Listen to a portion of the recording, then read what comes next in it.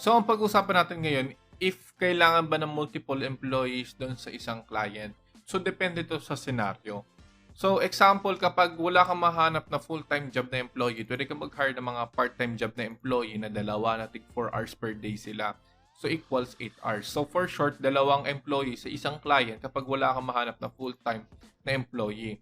So, second scenario naman, if yung client mo naman ay nangangailangan na rin namang ibang services na pwede mong i-provide sa kanya, is pwede ka kumuha ng another employee na full-time rin na siya ang gagawa ng services na hinahanap ng client mo.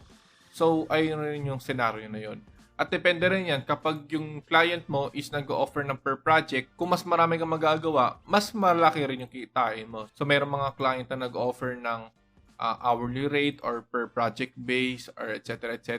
Siyempre, kapag per project base yan, pag mas maraming gawa, mas malaking kita, siyempre, mas maganda mag-hire ka ng more employees para mas mabilis at mas maparami yung gawa mo at mas malaki na rin yung kikitain mo na galing doon sa client mo.